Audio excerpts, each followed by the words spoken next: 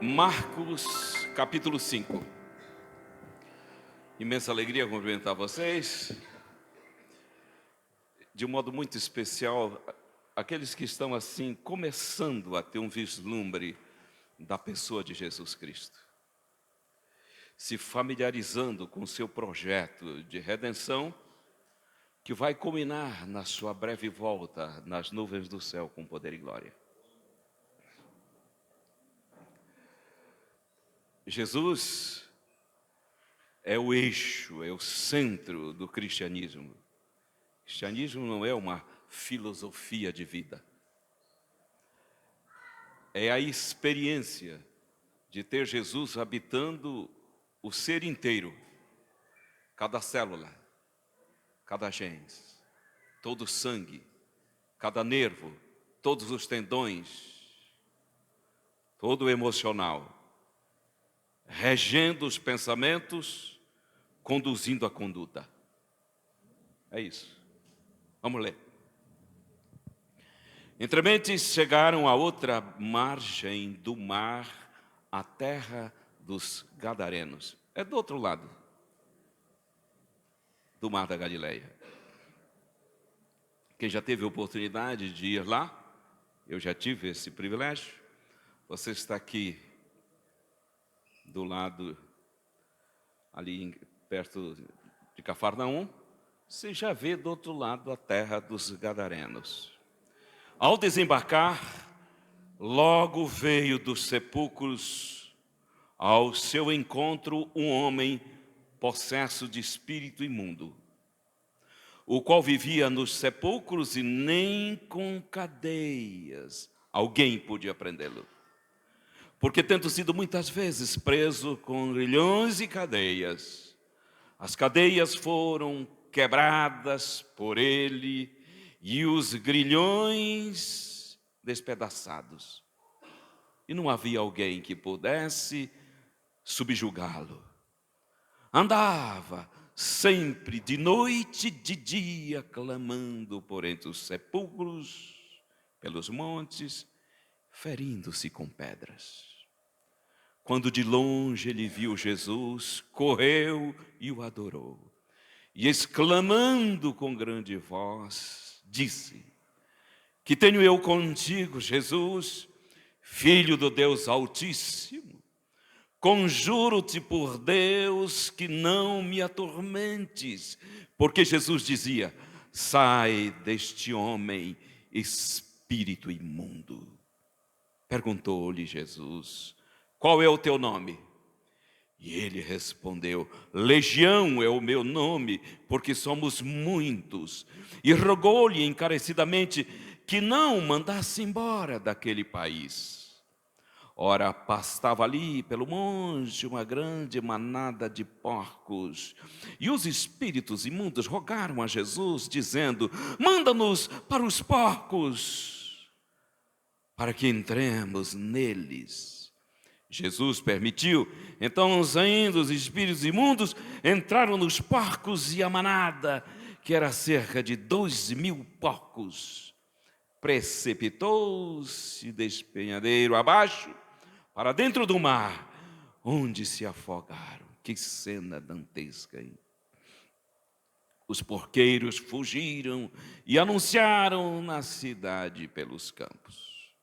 Então, saindo o povo para ver o que sucedera, indo ter com Jesus, viram o endemoniado, ou esse, que tivera a legião, assentado, vestido e em perfeito juízo, e temeram.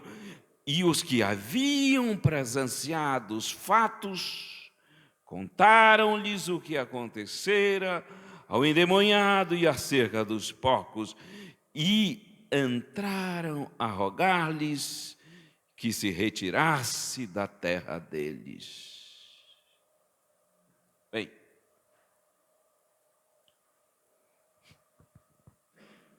o título da mensagem de hoje é: Não tenha medo de Jesus. Para a gente compreender bem o cenário dessa descrição,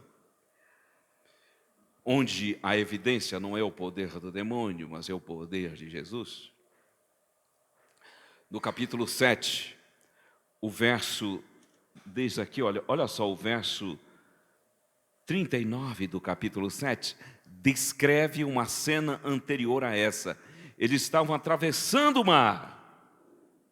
De repente, veio uma grande tempestade, desde o verso 35 do capítulo 7. Levantou-se grande temporal. As ondas se arremessavam contra o barco, verso 37. Jesus estava na popa e dormia.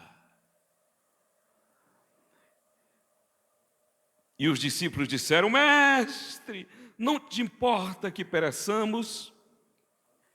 E ele, de repente, levantou-se, repreendeu o vento e o mar. Ele disse: acalma-te, aquieta-te. E o vento parou e o mar sossegou. Agora eu pergunto para você: você sai por aí repreendendo fenômenos naturais? Já viu alguém ralhando com fogo, com a chuva, com raio, com a tempestade? Só se tiver doido. Quando a palavra de Deus diz que Jesus repreendeu o mar, entenda, ele repreendeu quem estava por trás das tempestades. Aí eu pergunto: o diabo é capaz de provocar uma tempestade, os demônios? Sim ou não? É só olhar o caso de Jó. Diz que uma das estratégias de guerra entre as nações hoje são tufões que eles estão provocando artificialmente. Quem já leu um livro maravilhoso chamado O Grande Conflito, diz que o demônio conhece o laboratório da natureza e ele é capaz, sim, de provocar tufões, coisas até onde Deus permitir. Ele estava por trás dessa tempestade, querendo matar Jesus sem derramamento de sangue. Jesus, que sabia o que estava acontecendo, repreendeu o demônio e o mar cessou. Bem, aí eu pergunto a vocês: ele tem hoje o mesmo poder de repreensão? Tem? Tem. Aí eu pergunto a vocês: aqui e acolá você não sente a necessidade de que o mal seja repreendido na sua vida? Mas eles estão chegando agora ao mar em paz. Estão chegando do outro lado da margem. Algo mais terrível que o mar vem agora. Eles já estavam descendo do barquinho. Aquilo era uma cena tão horrível. Pensa num homem completamente despido, cabelos crescidos, olhos cheios de angústia. Ele corre quando os discípulos veem aquela cena para o barco. Só Jesus ficou. Há momentos na nossa vida em que só ficará Jesus. Diga, mas Ele é todo suficiente, diga. Ele é todo suficiente. A palavra aqui diz que foi assim, olha, no momento de lucidez.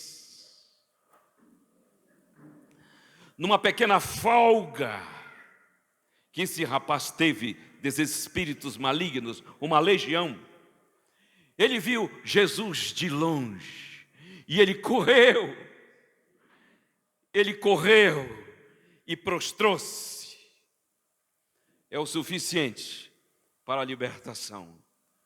Quando num lampejo de lucidez, a alma sente a necessidade de Deus, é o suficiente. Jesus chamou isso de fé, como um grão de mostarda.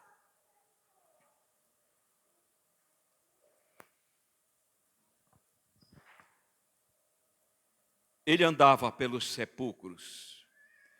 O diabo sempre vai associar sua atuação com morte, sepultura. Não tem uma banda aí até com esse nome horroroso? Cadáver, caveira. Já viu gente tatuando caveira? que são espíritos malignos, levando a pessoa para lá. Muitas tentativas por soldados romanos de apaziguar esse mal havia sido feita. Cada cadeia, ele quebrava as algemas romanas, fazia em pedaços. Ninguém podia domá-lo, porque a legião que estava nele era superior à legião romana. Uma centúria sem soldados, uma legião de 3.000 a 7.000 soldados. Imagina quantos demônios num homem só. Aquilo é uma estratégia do mal para peitar Deus encarnado, Jesus Cristo. Ele andava se ferindo. O diabo tem prazer em machucar. Emocional, moral, social, intelectual, fisicamente, o ser integral.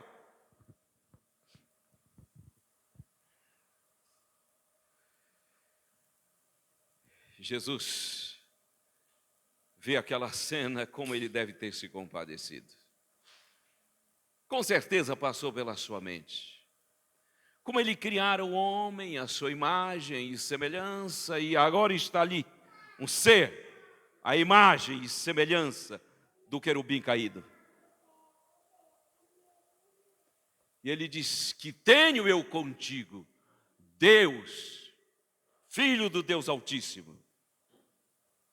Agora já não é mais o rapaz quem fala.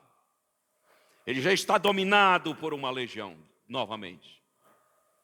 Vieste para nos prejudicar. Essa é a estratégia do demônio. Dizer que Jesus não é bom. Desviar a mente do ser humano.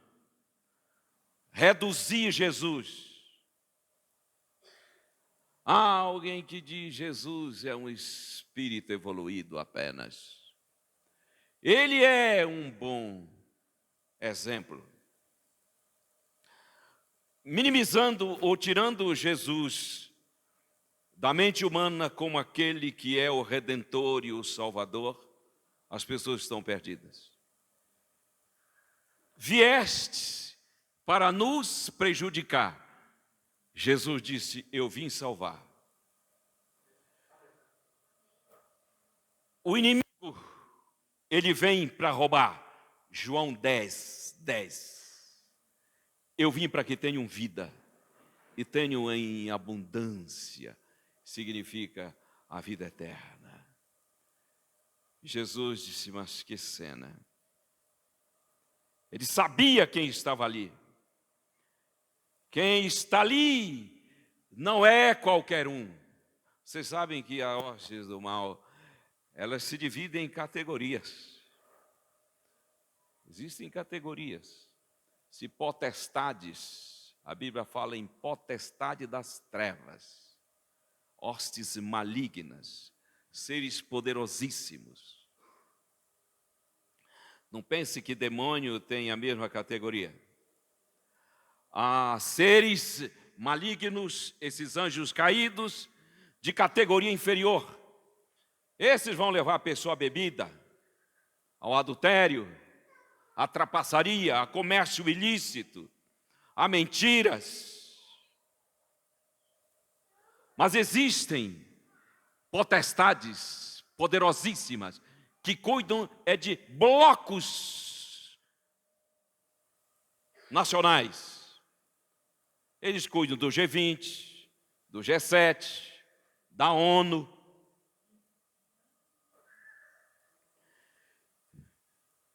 Você acha que o querubim caído, Lúcifer, ia entregar para qualquer demônio graduado, por mais graduado que fosse, a tarefa de perseguir, de tentar o Senhor Jesus? Não. Quem está ali é ele estava na tempestade, e agora ele vem nesse rapaz. com uma legião de poderosos demônios. Jesus pergunta: qual é o teu nome? Ele diz: legião. O mal, ele tem essa estratégia de colocar lupa em cima de suas ações, para torná-lo maior do que é, mais grandioso do que é, o problema maior do que ele é.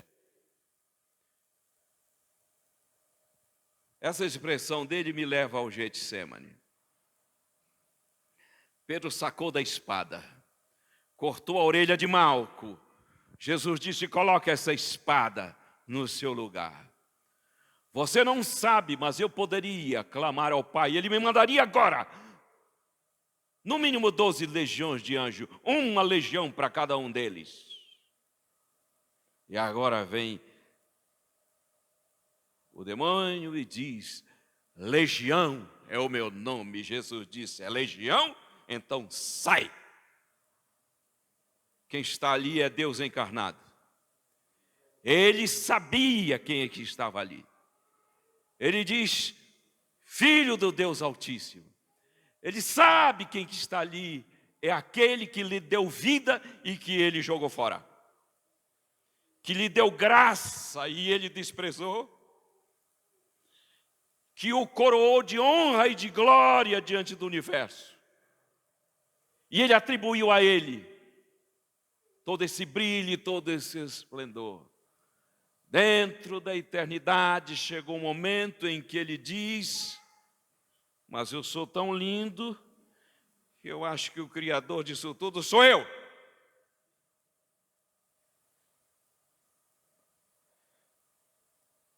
E aí começa uma súplica: não nos mande embora desse... Ele sabe que está sob comando. Deixa eu falar uma coisa para vocês. Todo o inferno está vencido. Eles sabem disso.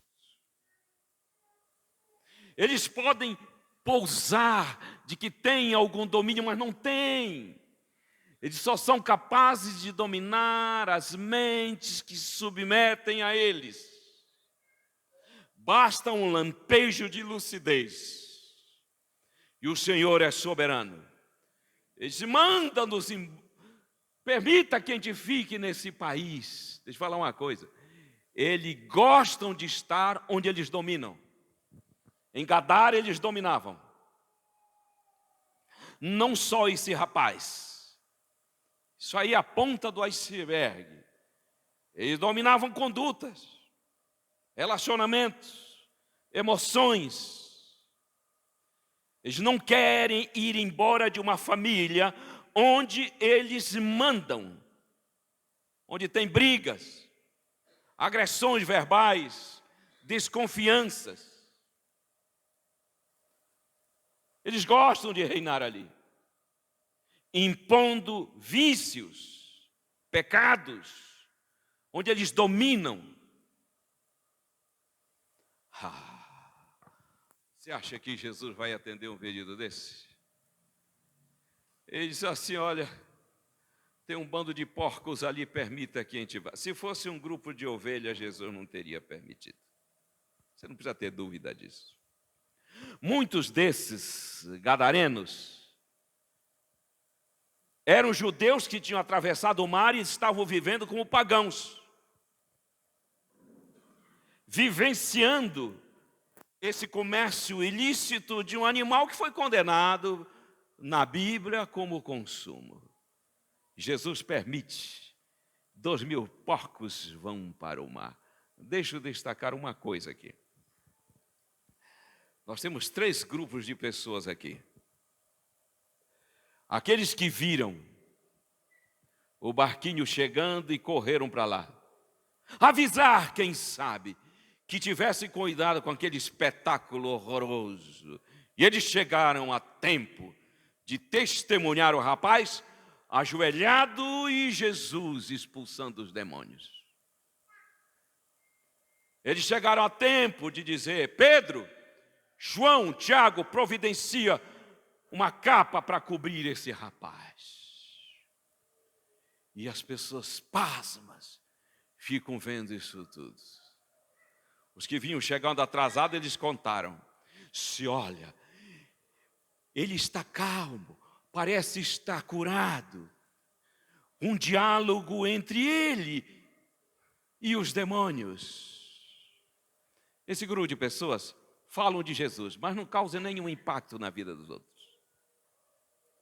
Porque Jesus nunca tomou posse da sua vida. São gadarenos descrevendo ações do Salvador, entendeu? São pessoas que até falam de Cristo, admiram Jesus, mas nunca entregaram o coração para que Ele reine absoluto. Você vai ver o que eles vão fazer daqui a pouco. Outro grupo são os porqueiros. Os porqueiros. Os porqueiros ficaram muito aborrecidos. Os porqueiros, eles saíram, fugiram os porqueiros, o verso 14, fugiram da presença do Senhor e saíram anunciando por Decápolis o prejuízo que Jesus causou na vida dele. Já viu pessoas assim? Jesus passou na minha vida e levou logo foi o funk. Jesus passou na minha vida e levou o forró, o arrastapé. Jesus entrou na minha vida e tirou o prazer dos vícios, das ilicitudes.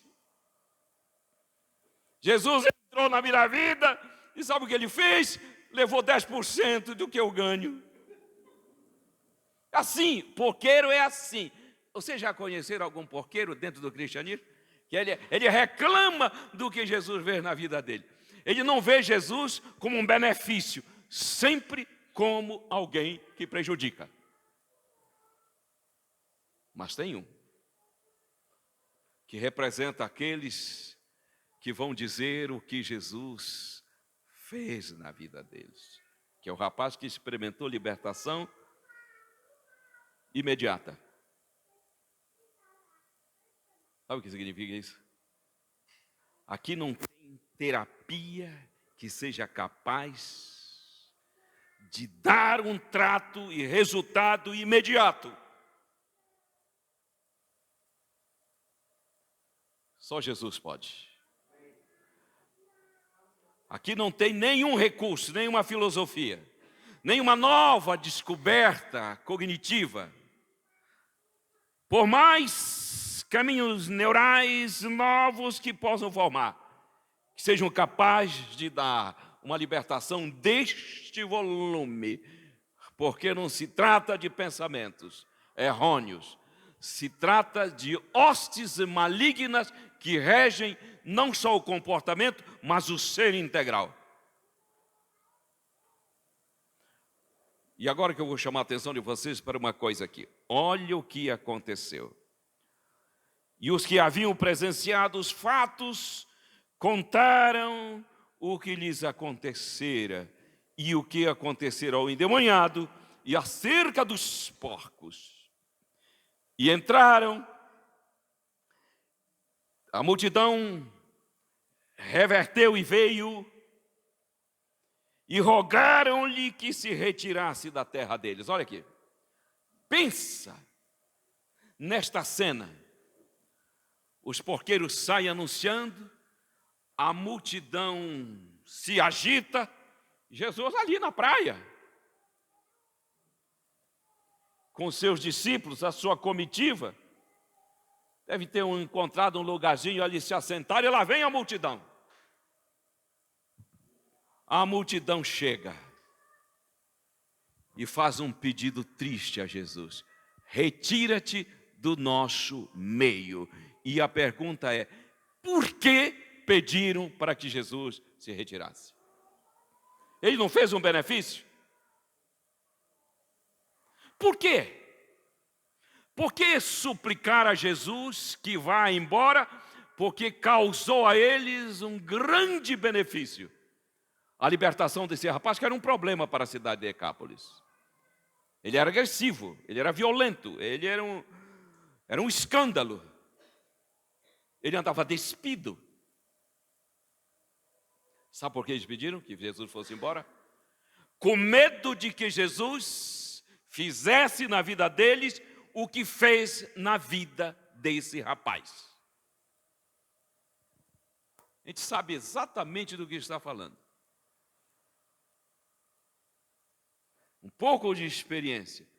A gente sabe de pessoas que têm medo de Jesus, de abrir o coração, porque Ele vai dar vitórias que elas não querem se libertar. Há comportamentos inadequados, na verdade há pecados, e as pessoas não querem se libertar. Pedir para Jesus ir embora e pedir para Jesus não entrar na vida é a mesma coisa. O cristianismo está cheio de pessoas que professam o seu nome, mas nunca entregaram-lhe a vida, porque eles sabem que se entregar, Jesus lhe dará a vitória. Existem pessoas dominadas pelos vícios, que lhe dá algum prazer, que não querem a libertação disso. Ele sabe que se ele abrir o coração, Jesus vai entrar. O que é um vício para uma legião? É nada. Mas eles preferem que Jesus vá embora. Lamento dizer, pessoas assim um dia vão olhar para ele vindo nas nuvens do céu com poder e glória. Só que ali é tarde demais. Eu diria para nós, nessa manhã, que não tenhamos nenhuma dúvida de que a entrega da nossa vida para Jesus foi a decisão mais inteligente. Se eu estou falando a alguém aqui que resiste por algum prazer, não abrir o coração a Jesus, que faça.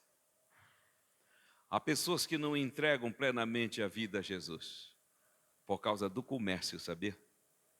Por causa do comércio.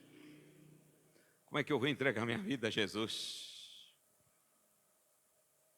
se a coisa esbarra aqui? Eu não quero entregar minha vida a Jesus, porque senão eu tenho que consertá-la. Ele vai me dar libertação. E está perdendo tempo. O rapaz disse, eu quero ir com o Senhor, o ex-endemoniado. Eu quero ir com o Senhor. Jesus olhou para ele e disse assim, eu já tenho esse grupo aqui que é um grupo de papa sermão, mais um não. Que até ali aqueles discípulos eram um trabalho para o mestre danado. Falou, mais um não. Jesus disse, você acaba de chegar e está melhor espiritualmente do que esses caras aqui. Você vai se contaminar. Fala o seguinte, vai para Decápolis, a cidade lá dos gadarenos. E você apenas diz o que eu fiz na sua vida. Bem, mas daqui a pouco eu falo disso e a multidão chegou e a multidão ficou pasma. Por quê? Aqui a palavra de Deus diz que eles chegaram e viram o ex-endemoniado. Verso 15, ele estava assentado, vestido e em perfeito juízo. Olha aqui, assentado é símbolo da paz, da calma que nós encontramos em Jesus. Parou a correria doida, parou a correria frenética. Com meu Jesus eu me assento, sinto a brisa da existência. É a paz do perdão, entendeu? Sentadinho. Que contraste com aquele louco que andava se ferindo nas pedras. Outra coisa, ele está vestido com roupa improvisada pelos discípulos, com toda certeza. Diga comigo, essa veste, diga essa veste, é símbolo do manto do perdão de Jesus. Perfeito juízo. Amigo, uma junta de psiquiatras não faria isso. Jesus vem e arruma aqueles neurônios todos complicados. Vida, na hora, poderosas doses celestiais, serotonina. E ele está ajustadinho. Diga, eu estou sentado. Diga, eu estou sentado. Estou vestido e tenho perfeito juízo. Maravilhoso Jesus. Você sabe por que você pôde dizer isso? Porque não teve medo de Cristo entregar a vida. Eu estou vendo muitos jovens aqui. A vida não é fácil, a barra é pesada. Vocês têm propostas desse mundão horroroso. Coisa mais linda é quando um menino e uma menina dizem: eu não tenho medo de me jogar plenamente nos braços de Jesus. Jesus disse: vá, no meu barco você não entra.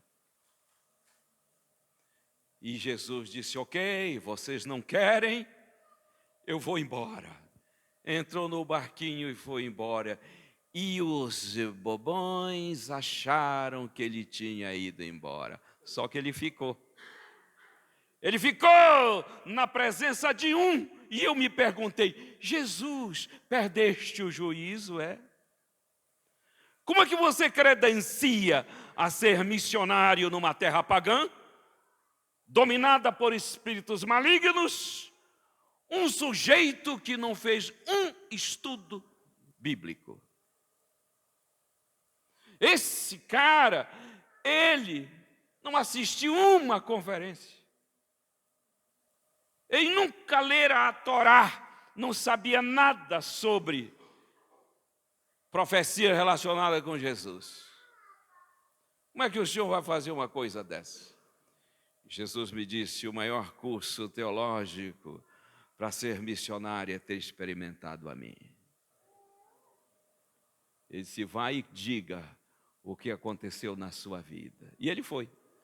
Está pintando a cena? Olha, diz que comunicação só existe quando eu imito palavra e você forma imagem. Chegou no coreto de Decápolis, subiu lá, é o doido, é o doido, é aquele endemoniado, aquele mesmo. E o bochicho e a multidão ali disse: muito bem, minha gente, vocês sabiam que até ontem eu era um doido dominado por uma legião. Sim ou não? Sim. Eu estou aqui para dizer a vocês que as poucas palavras que eu troquei com esse homem, eu descobri que ele é o Redentor do mundo. Só ele para expulsar uma legião que existia dentro de mim. Tudo que eu posso dizer a vocês é que o meu coração está cheio de paz.